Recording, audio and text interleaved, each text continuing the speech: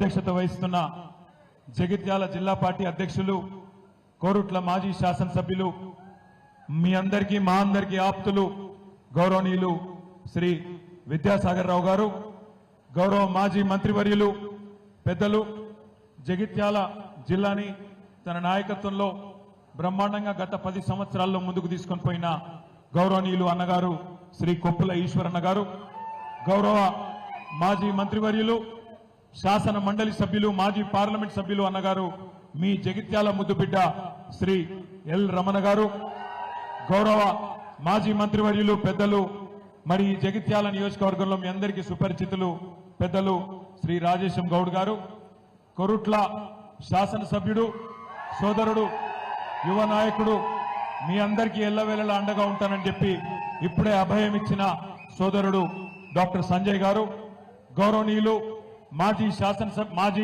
శాసనసభ్యులు చొప్పదండి పెద్దలు శ్రీ సుంకే రవిశంకర్ అన్న గారు నిన్ననే జన్మదినం కూడా జరుపుకున్నారు. వారికి హృదయపూర్వకంగా గట్టిగా చప్పట్లతో జన్మదిన శుభాకాంక్షలు కూడా తెలియజేస్తూ, రామగుండం మాజీ శాసనసభ్యులు సోదరులు కోరుకంటి చందర్ గారు, వేములవాడ నియోజకవర్గ ఇన్ఛార్జ్ గారు సోదరులు పెద్దలు శ్రీ చెలిమేడ లక్ష్మీ నరసింహారావు గారు, సోదరి మరి గత 5 సంవత్సరాలుగా జగిత్యాల జిల్లాను ఇక్కడ స్థానిక సంస్థల ప్రజాప్రతినిధులతో సమన్వయం చేసుకుంటూ ఎమ్మెల్యే ఎన్ని ఇబ్బందులు పెట్టినా అన్ని తట్టుకుంటూ ఒక వీరనారిలాగా పోరాడిన సోదరి మన జిల్లా పరిషత్ చైర్మన్ దావా వసంత సురేష్ గారు, గౌరవనీయులు శాసన మండలి మాజీ సభ్యులు పెద్దలు అన్నగారు నారదాసు లక్ష్మణరావు గారు, మార్క్ఫెడ్ మాజీ అధ్యక్షులు సోదరులు ఈ జిల్లా ముద్దుబిడ్డ లోక బాపురెడ్డి గారు,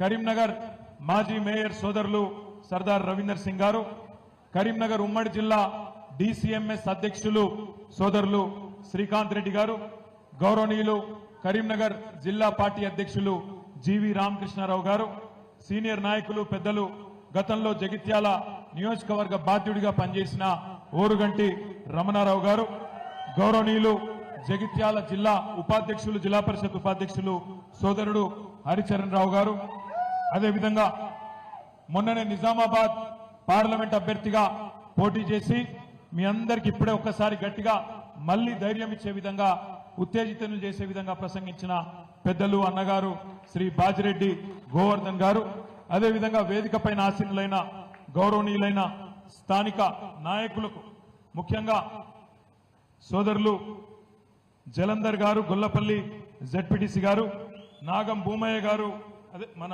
జెడ్పీటీసీ కతలాపూర్, అశ్విని గారు రాయ్కల్ జెడ్పీటీసీ గారు, ప్రభావతి గారు, ప్రశాంతి గారు, ప్రశాంతి ఇక్కడ ఉన్నారా? జర పేర్లు చెప్పిన వాళ్ళందరూ నమస్కారాలు చెప్పుకోండి. తర్వాత అరుణ గారు ధర్మపురం నుంచి, రామ్మోహన్ రావు గారు మల్యాల,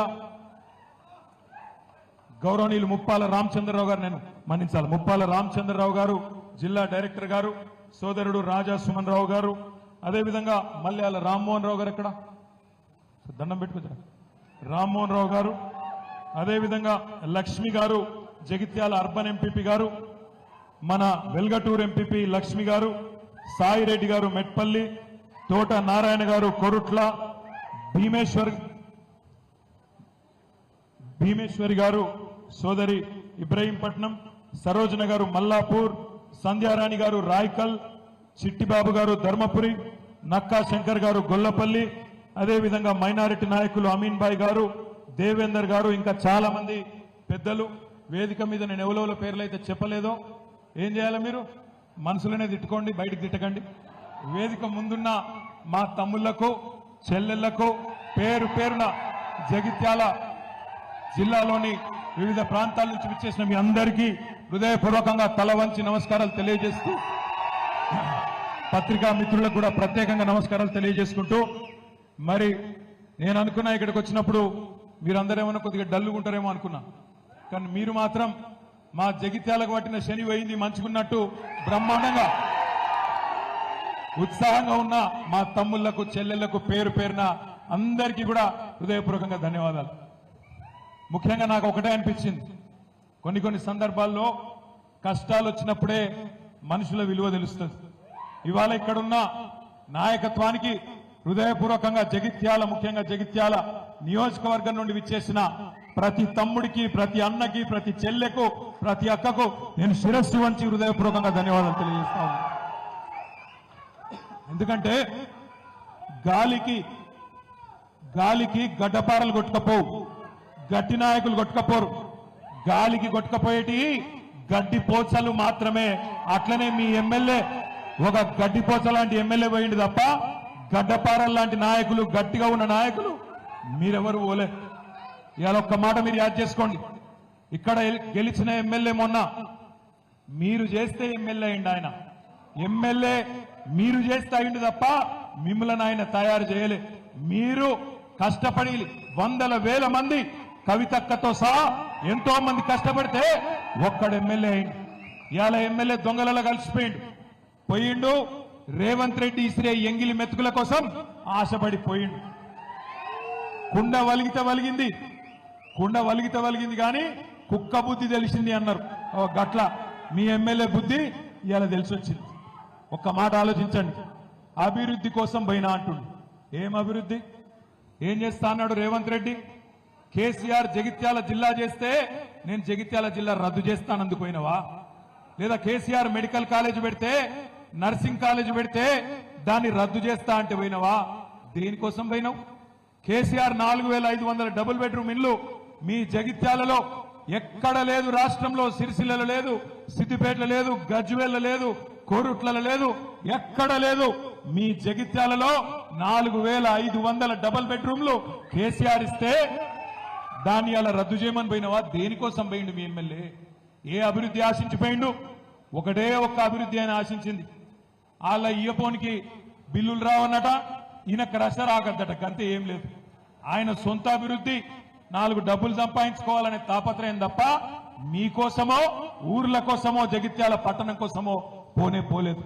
దయచేసి నేను మిమ్మల్ని కోరేది ఒకటే, మీ వల్ల ఎమ్మెల్యే అయ్యిండు, మీరు చేస్తే ఎమ్మెల్యే అయ్యిండు. నిజంగా రేషం ఉంటే డాక్టర్ సంజయ్, రేవంత్ రెడ్డి, నేను ఒక్కటే అడుగుతున్నా, దమ్ముంటే పదవికి రాజీనామా చేసి తిరిగి ప్రజల దగ్గరికి రా. చెప్తారు నువ్వు చేసింది కరెక్టా కాదా, ప్రజలు చెప్తారు. మీకు ఒక 2 విషయాలు నేను చెప్పాలా. మొదటిది ఏంటి అంటే, కొంతమంది అంటారు, అన్నా ఆనాడు మనం అధికారం ఉన్నప్పుడు కూడా కాంగ్రెస్ వాళ్ళని చేర్చుకున్నాం కదా, కాబట్టి ఇప్పుడు వాళ్ళు చేసేది కూడా కరెక్టే అని కొంతమంది అక్కడక్కడ కాంగ్రెస్ వాళ్ళు సన్నాయి నొక్కులు నొక్కుతారు.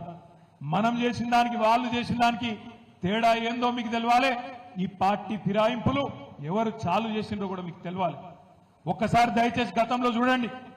ఈ భారతదేశంలో ఆయారాం గయారాం అనే కల్చర్, అనే సంస్కృతి, ఆ విష బీజానికి ఆనాడు మొక్క దొడికింది ఎప్పుడు అంటే, ఆనాడు కాంగ్రెస్ ప్రభుత్వం శ్రీమతి ఇందిరాగాంధీ గారు ప్రధానమంత్రిగా ఉన్నప్పుడే హర్యానా రాష్ట్రంలో ఏ ఎమ్మెల్యే గెలిచినా వాళ్ళని గుంజుకునే సంస్కృతికి శ్రీకారం చుట్టిందే కాంగ్రెస్ ప్రభుత్వం.